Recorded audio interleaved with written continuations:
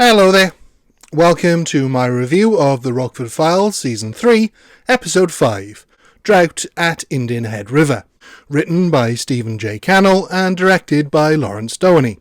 The episode begins with Jim discovering that Angel died. When? Tomorrow. Wednesday at the latest. Well, as so eloquently put by Jim's mob-adjacent friend, he has a contract on him. Jim eventually tracks Angel down and he's masquerading as nouveau riche Angelo. He doesn't believe anyone wants him dead, and it's just jealousy, as Angel has finally hit it big in real estate. Jim then gets a call from his mob pal David, who warns him to keep quiet about the hit, as David shouldn't have told him. But it's not long before two mob goons have picked Jim up and taken him to David's uncle, Dominic Marcone, played by our Columbo connection, Robert Loggia, who appeared in Now You See Him. Harry, what's going on? The lieutenant's got Danny Green up in Jesse's office. He is on the golf course, which is probably a way for keen golfer Garner to get his hand in between takes, but is also the perfect place for Dom the Don to threaten Jim. There's all kinds of water hazards in Los Angeles, Jimmy. I even heard of a guy who fell in the main tank at SeaWorld. Rockford stands his ground, and Dom has no choice but to believe him. With very little idea of what's going on, Jim decides to see if David can clear some things up, but he's in the process of getting kidnapped by Uncle Dom, who is determined to find out who knows what.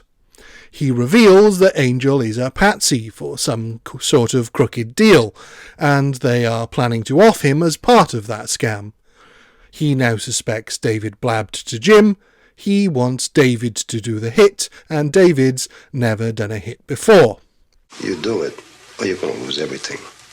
Yeah, Uncle Tom, This is a riveting opening, with David's casual mention of Angel's hit being a catalyst for causing everything to unravel.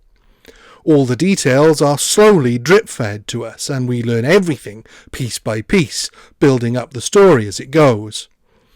We learn what Dom's cryptic comment about keeping Angel and Jim away from the cops means when a girlfriend of Angel's turns up dead at Angel's new apartment, and a security guard fingers them both for the murder.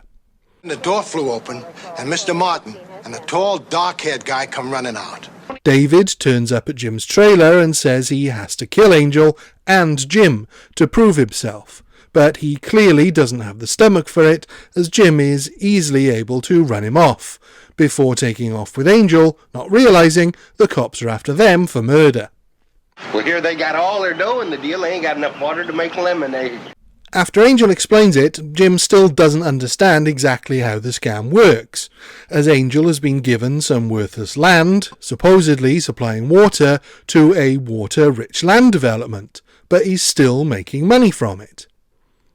After discovering that they're on the hook for murder, Jim is furious, but finally figures things out when he gets a copy of Angel's contract to Beth. You two guys want to shut up and listen to me?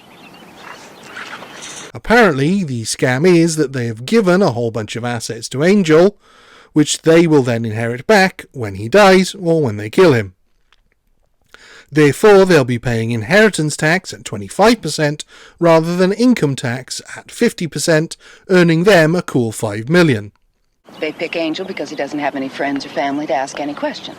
It's a bizarre scheme to save 25% in tax when there were probably infinitely more legal ways to avoid paying any tax, but the mob have never been too hot on tax laws, so it's quite possible that they would try to run something like this.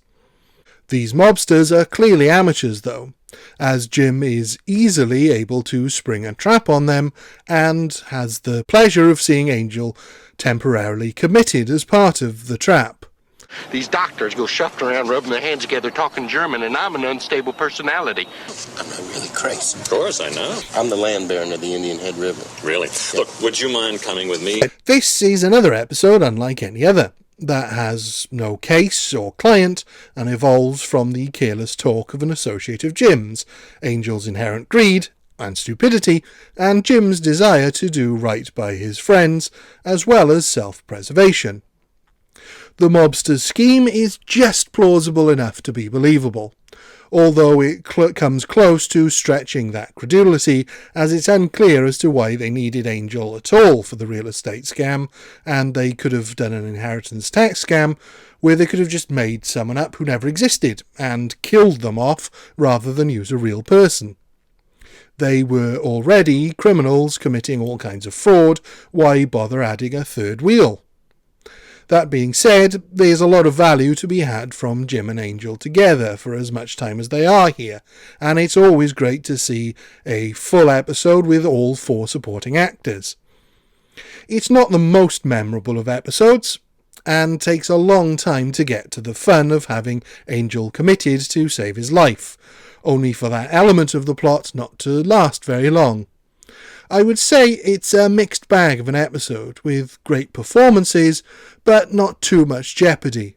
But it does manage to keep you laughing right to the end, even if the episode itself doesn't really stick with you. It's fast-paced, and it gets through the plot at lightning speed. For me, it's a solid 4 out of 5. Thank you. Goodbye.